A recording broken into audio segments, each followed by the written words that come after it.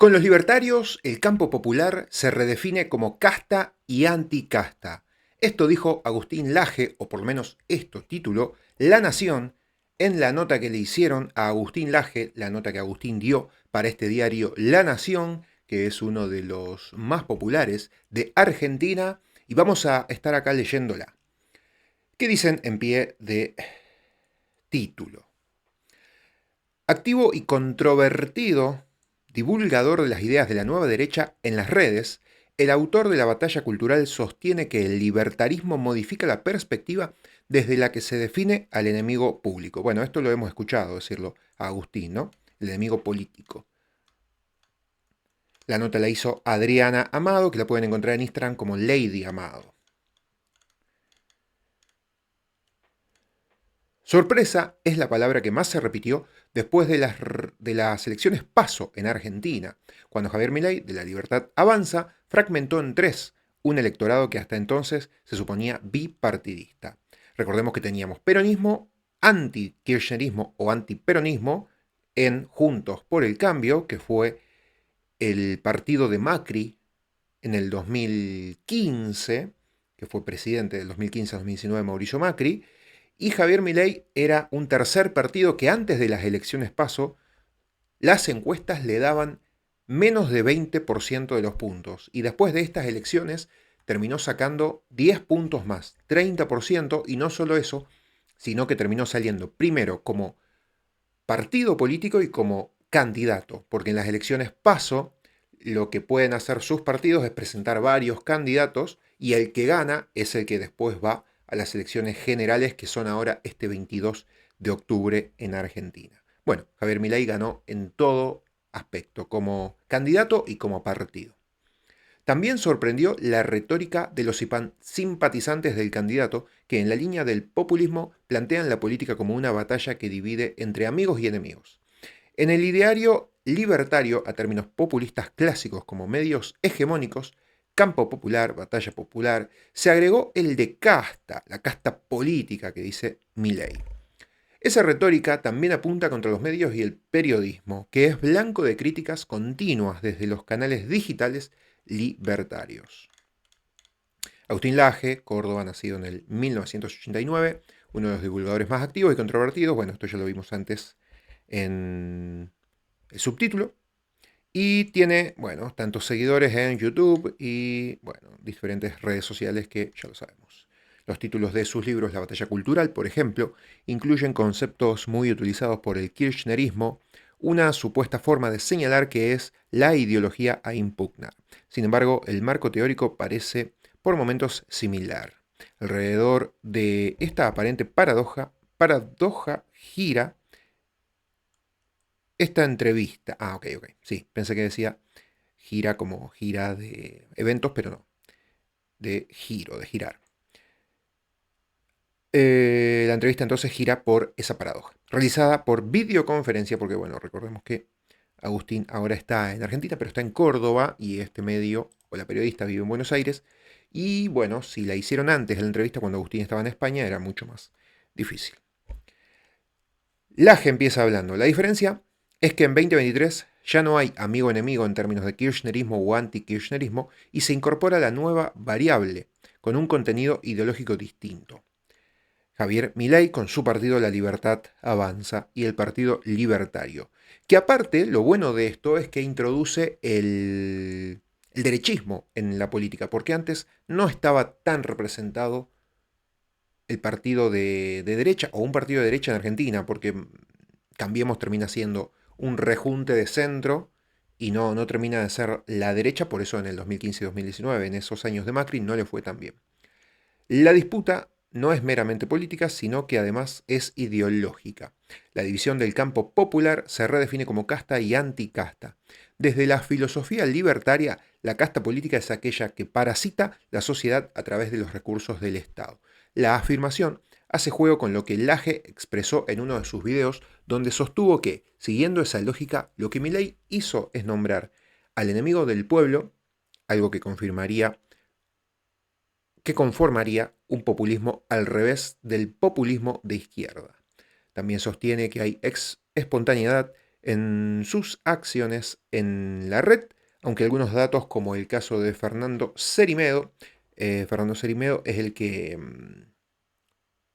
maneja la campaña, es el asesor de campaña, de videos y de todo, que se jactaba de ser el cerebro de la campaña de Milei y está a cargo de un ejército de trolls, parecen desmentirlo. Bueno, esto ya lo desmintió en TN, en uno de los medios más importantes de Argentina, tal vez el más importante en política y noticias.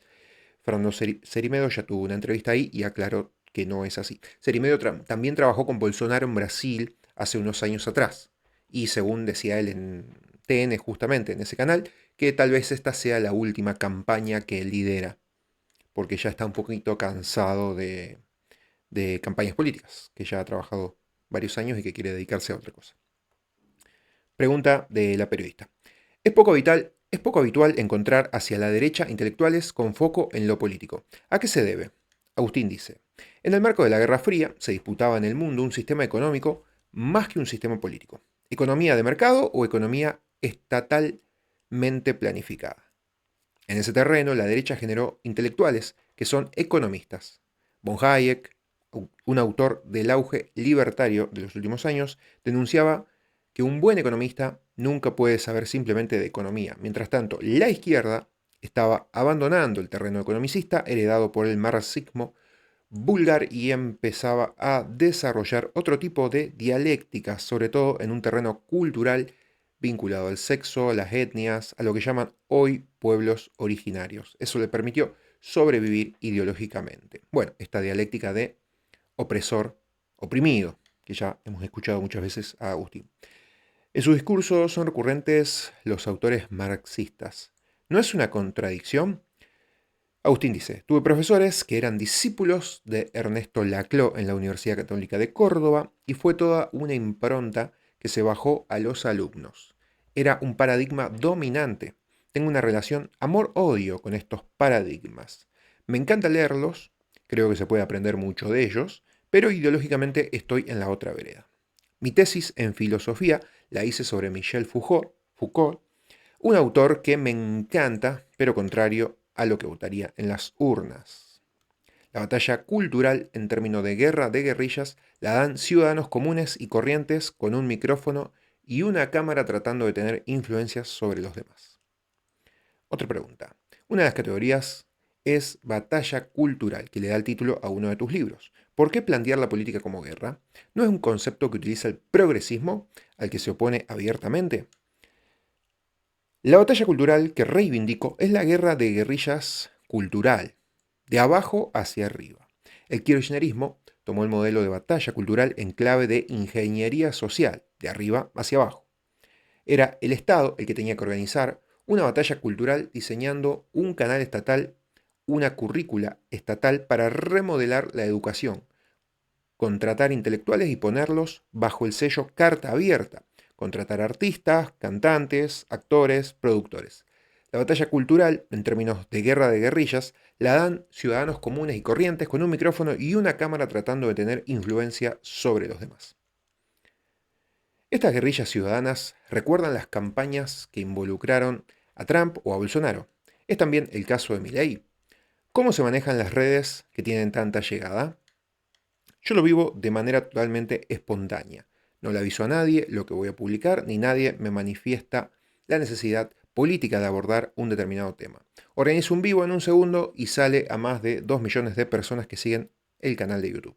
Por ejemplo, del debate no recibí ningún tipo de directiva de reforzar tal o cual mensaje. 20 minutos después del debate, la cuenta de Twitter de Patricia Bullrich ya tenía subido 10 fragmentos que habían sido seleccionados evidentemente por un equipo de campaña. En la cuenta de Milei, todo lo que había como repercusión era un tweet. Entiendo que la única fuerza que no pagó un solo centavo para difusión en redes sociales fue La Libertad Avanza. Es todo de abajo hacia arriba. Bueno, esto salió un informe en el programa de La Nata, del periodista político más importante de la Argentina, en el canal o uno de los canales más importantes de la Argentina, que es Canal 13, que lo hace los domingos por la noche, en un horario prime time también. Salió antes de las elecciones PASO incluso un informe donde analizaban los gastos publicitarios y de campaña de cada partido. Javier Milei y La Libertad Avanza cero. Todo orgánico, de gente que hace ad honorem videos en redes sociales y que después solamente se comparten y se viralizan. El resto, muchísima plata, sobre todo Juntos por el Cambio, con la reta a la cabeza, millones y millones y millones. Y Schiaretti, el otro candidato, que lo habrán visto seguramente en el debate, con Javier Milei y los otros candidatos, también uno de los que más gasta en publicidad. Yo que soy de Córdoba, junto con Agustín, somos del mismo lugar, de la misma provincia. Sabemos que Schiaretti, el gobernador justamente de esta provincia, gasta millones y millones y millones y millones en publicidad en todos lados, en redes sociales, en programas, en canales de televisión, en todos lados. Hay un tipo cultural que, que ha desbordado nuestras categorías profesionales por completo y a falta de un título mejor lo hemos llamado influencer. Otra pregunta. Entonces, ¿el tipo de comunicación descentralizada la tomaron de esos líderes populistas? Hay un tipo cultural que ha desbordado nuestras categorías profesionales por completo. Bueno, es lo que veíamos recién. Lo llamamos influencer, que es la parte resaltada anterior. Como si un político, un empresario, un sacerdote, un escritor no influyeran. El influencer es el producto de esa nueva lógica que no existía con Néstor Kirchner. Lo que había era un combate entre élites, la élite periodística y la élite de una nueva comunicación social totalmente estatizada, como el programa 678 o el canal Paca Paca, que el canal Paca Paca es infantil, es para niños y hacen programas de historia, bueno, con un poquito de sesgo izquierdista. Hoy se enfrentan a una lógica gelatinosa, novedosa, sin categorías fijas. Las explosiones virales no son controlables y no hay una receta. Podés comprar la mejor cámara, el mejor micrófono, la mejor iluminación, incluso comprar la publicidad que ofrece la plataforma, pero eso no garantiza nada. ¿Por qué se parecen tanto la campaña de Milei a la de Bolsonaro o Trump? Se parece porque la forma en que funcionan los medios es más o menos la misma en Argentina, Brasil o Estados Unidos. La mayoría de los medios de comunicación tienen una línea editorial que tiende del centro hacia la izquierda. Frente a esa hegemonía mediática de los aparatos tradicionales de comunicación, surgen de manera espontánea voces que no se sienten representadas. Yo mandaba notas a portales importantes de la Argentina que a veces salían, pero en un determinado momento me avisaron que de ninguna manera iban a publicarse. El mejor regalo que me hizo el periodismo hegemónico es haberme expulsado de las filas tradicionales, porque me obligó a hacer esto.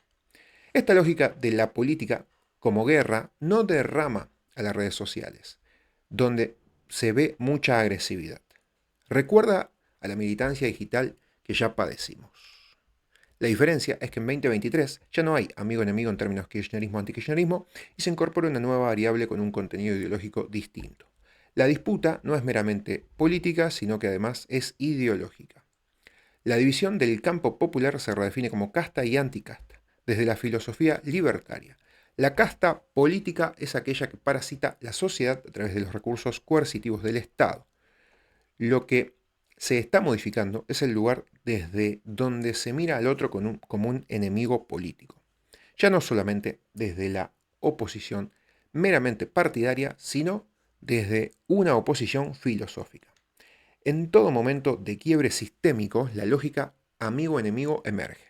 El punto es hasta dónde es capaz de llegar esa lógica. La idea es que no llegue hasta su punto máximo, que es la guerra civil, sino que pueda resolverse en el terreno de las instituciones republicanas, donde creo que se va a resolver. Las redes sociales no son el terreno de las instituciones republicanas tradicionales. Por eso allí la lógica amigo-enemigo se da como una especie de aniquilamiento digital. No hay una guerra civil en clave digital en las redes sociales, porque no son las instituciones republicanas que fueron diseñadas para evitarla. Ahora, en la calle no hay guerra civil. La realidad virtual y la realidad fáctica, afortunadamente, todavía están disociadas. Somos una cosa en redes sociales y otra cosa en la vida real. Eso nos garantiza que no vaya a haber violencia política. Creo que muchos periodistas exageran la dimensión del conflicto político en redes sociales, como si eso fuese lo mismo a que te pongan una bomba, que te acuchillen o que te tiren un tiro por la calle. Eso no va a pasar, dice Agustín. Pero en un país como la Argentina, es difícil que eso no resuene con épocas trágicas. ¿Qué garantías hay de que eso no va a escalar? Eso lo garantiza Eso lo garantiza la base filosófica del libertarismo, que es el principio de no agresión. Estamos frente a un cambio no meramente político. Lo que está en crisis hoy es la legitimidad del Estado argentino, tanto que ni siquiera en la izquierda kirchnerista utilizan la idea del Estado presente. Hasta ellos tuvieron que llevar al más de derecha su espacio, que es Sergio Massa. La filosofía libertaria va a legitimar el Estado en base a principios radicalmente distintos de los que estuvieron en vigencia durante todo el siglo XX. La base ética del principio de no agresión dice que nadie tiene derecho a iniciar el uso o la amenaza de la fuerza contra otro ser humano, aunque sí a defenderse. La izquierda sí ejerce la violencia política. En mi vida nunca se me ocurriría ir a violentar la presentación de un libro de un autor de izquierda. Como máximo iría a escucharlo para después tratar de refutarlo o hacerle algún comentario crítico durante las preguntas. Sin embargo, no podemos decir lo mismo de la izquierda, que ha venido a mis presentaciones y me ha atacado físicamente. Hay universidades donde tengo que ingresar con guardaespaldas armados. Ahí, según la filosofía libertaria, estás legitimado para defenderte. Mencionó que en varias oportunidades rechazó respuestas para hacer política. ¿Qué pasaría si Milei fuera el que le hiciera la propuesta?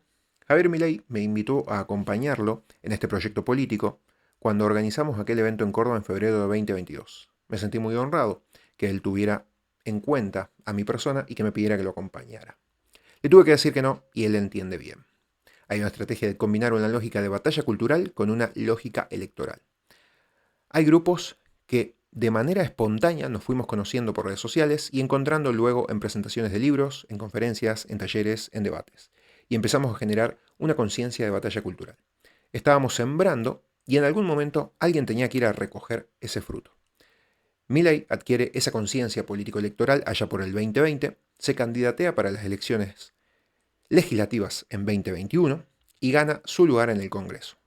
Si hay un vuelco total de la derecha hacia la lógica política institucional, política estatal, vamos a desandar todo lo que estábamos haciendo y a perder influencia justo en el momento en que estábamos ganándola.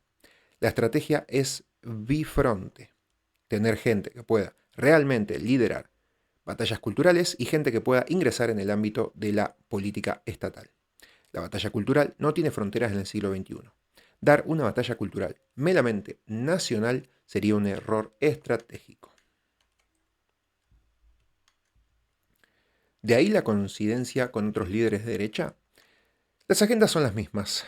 Hace 2 meses estuve en una cena con Donald Trump dentro del meeting del Partido Republicano donde hablaban todos los candidatos de las primarias.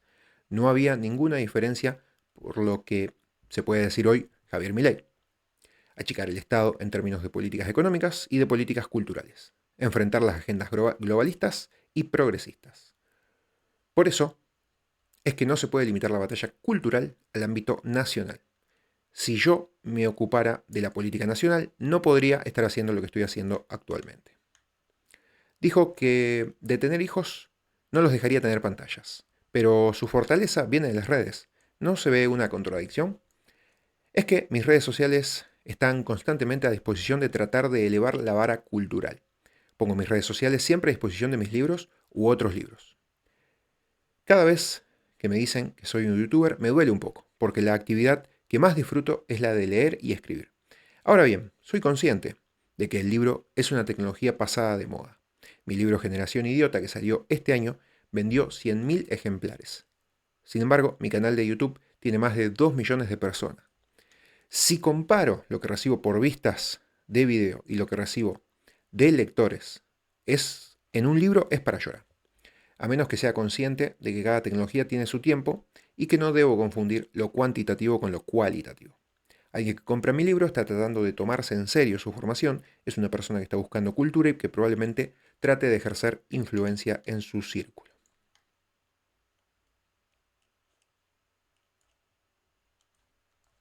¿Esta derecha será más permeable a la cultura? ¿Cómo encaja en esto Milei? Hay un cambio radical en cuanto a la figura del político. Milei combina el rockstar con el intelectual. Tiene la legitimidad carismática de Weber. Por eso no ha funcionado en las elecciones provinciales. Es su imagen la que arrastra los votos. Pero además es un académico. En sus mitines entraba con música de la renga, con la campera de cuero, pero después sacaba sus apuntes y daba 1 hora y media de clase de economía. Hay mucha gente que se siente dignificada por eso. Frente a 10.000 personas que veían escuchar supuestamente un discurso político, Milei termina dictando historia del pensamiento económico moderno. Muy probablemente la mayoría era de clase media para abajo y la inmensa mayoría eran jóvenes, que no estaban ahí por un choripán. Esta nueva derecha, como yo la llamo, pero entiendo que Milei no la llama así, excede el fenómeno libertario. Esta nueva derecha está tomando grandes porciones de la cultura frente a una izquierda que, al haberse vuelto sistema establecido, establishment, ya no puede movilizar la rebeldía juvenil. En las últimas 2 ferias del libro de Buenos Aires, mis eventos y el de Javier Milei fueron los más grandes, para desazón de muchos autores intelectuales de izquierda que convocaban poca gente.